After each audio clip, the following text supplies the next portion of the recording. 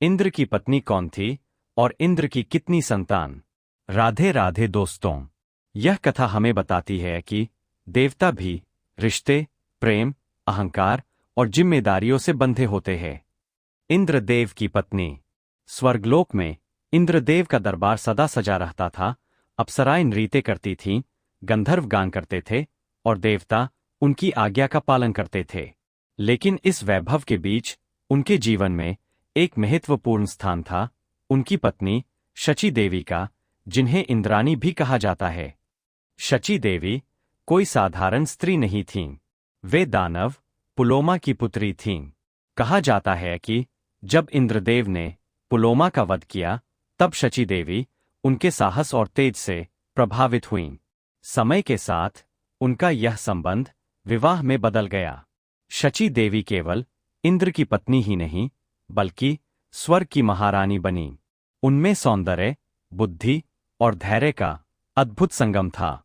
वे हर परिस्थिति में इंद्रदेव का साथ देती थीं, चाहे वह विजय का समय हो या संकट का। इंद्रदेव का जीवन हमेशा सरल नहीं रहा। कई बार उन्होंने अहंकार में आकर बहुत सी गलतियां की और कई बार उन्हें श्राप भी मिला। ऐसे समय में शची देवी ने हमेशा उनका साथ दिया।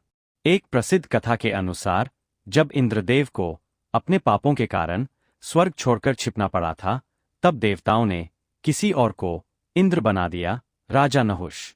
नहुष धीरे धीरे अहंकारी हो गया और उसने शची देवी पर भी बुरी दृष्टि डाली। लेकिन शची देवी ने अपनी बुद्धिमत्ता से समय निकाला और देवताओं से सहायता मांगी, और नहुष को अपने अहंकार के कारण श्रापित होकर सर्प बन गया और इंद्रदेव को उनका स्थान वापस मिला। इस घटना ने यह सिद्ध किया कि शची देवी केवल सुंदर ही नहीं, बल्कि अत्यंत बुद्धिमान और धर्मनिष्ठ भी थीं। इंद्रदेव के पुत्र जयंत। इंद्रदेव और शची देवी के पुत्र का नाम था जयंत था। जयंत बचपन से ही तेजस्वी और चंचल थे। वे स्वर्गलोक में पले बड़े हुए और देवताओं के बीच उनका विशेष स्थान था। लेकिन उनके जीवन में एक घटना बहुत प्रसिद्ध है। सीता माता और जयंत की कथा। जब भगवान राम और माता सीता वनवास में थे, तब जयंत ने एक कौवे का रूप धारण किया। उन्होंने खेल खेल में माता सीता के चरण में चोंच मारी। यह देखकर भगवान राम क्रोधित हो गए और उन्होंने एक दिव्य बाण छोड़ा जो जयंत का पीछा करने लगा। जयंत पूरे ब्रह्मांड में भागे, लेकिन कोई भी उन्हें बचा नहीं सका। अंत में वे श्री राम के चरणों में गिर पड़े और क्षमा मांगी। राम ने उन्हें क्षमा कर दिया, लेकिन दंडस्वरूप में उनकी एक आंख नष्ट हो गई। इस घटना से जयंत को यह सीख मिली कि देवता होने के बावजूद अनुशासन और मर्यादा आवश्यक है।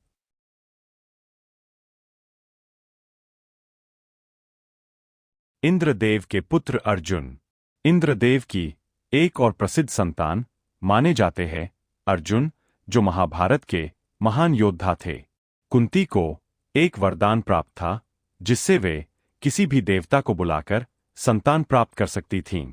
जब उन्होंने इंद्रदेव का आह्वान किया, तब अर्जुन का जन्म हुआ। अर्जुन ने अपने जीवन में कई बार अपने पिता इंद्र से दिव्य अस्त्र प्राप्त किए। जब वे स्वर्गलोक गए, तब इंद्रदेव ने उन्हें अपने पास बैठाया और युद्ध कला सिखाई। अर्जुन केवल एक महान योद्धा बने, बल्कि उन्होंने धर्म की रक्षा में महत्वपूर्ण भूमिका निभाई। इससे यह सिद्ध होता है कि इंद्रदेव की संतानों में भी वीरता और धर्म का गुण था। इंद्र का अंश वानर राज बाली। कुछ पौराणिक मान्यताओं के अनुसार वानरराज बाली भी इंद्रदेव के अंश से उत्पन्न हुए थे। बाली अत्यंत बलशाली थे। उन्हें वरदान था कि जो भी उनके सामने युद्ध करेगा, उसकी आधी शक्ति बाली को मिल जाएगी। यह शक्ति उन्हें इंद्र के तेज से ही प्राप्त हुई थी। हालांकि उनका अंत भगवान राम के हाथों हुआ, लेकिन उनकी वीरता आज भी प्रसिद्ध है। इंद्रदेव केवल युद्ध और वर्षा के देवता नहीं थे, बल्कि एक पति और पिता भी थे। उनके जीवन में कई बार संघर्ष आया, कभी अहंकार के कारण, कभी श्राप के कारण, कभी अपने पद को खोने के भय से। लेकिन उनके परिवार ने हमेशा उन्हें संभाला। शची देवी का धैर्य, जयंत की सीख और अर्जुन की वीरता, ये सब मिलकर इंद्रदेव के जीवन को पूर्ण बनाते हैं। इस कथा से हमें यह समझ में आता है कि शक्ति और पद स्थायी नहीं होते, परिवार और रिश्ते सबसे बड़ा सहारा होते हैं। गलती करने पर भी सुधार का मार्ग खुला रहता है। इंद्रदेव जैसे महान देवता भी जीवन में गलतियां करते हैं, लेकिन उनसे सीखकर आगे बढ़ते हैं। स्वर्ग के राजा इंद्रदेव की यह कथा हमें केवल पौराणिक ज्ञान ही नहीं देती, बल्कि जीवन का गहरा सत्य भी सिखाती है। उनकी पत्नी शची देवी का समर्पण, उनके पुत्र जयंत की सीख और अर्जुन की वीरता, यह सब हमें प्रेरित करता है। अंत में यही कहा जा सकता है, सच्ची शक्ति केवल बल में नहीं, बल्कि परिवार, धैर्य और धर्म में होती है।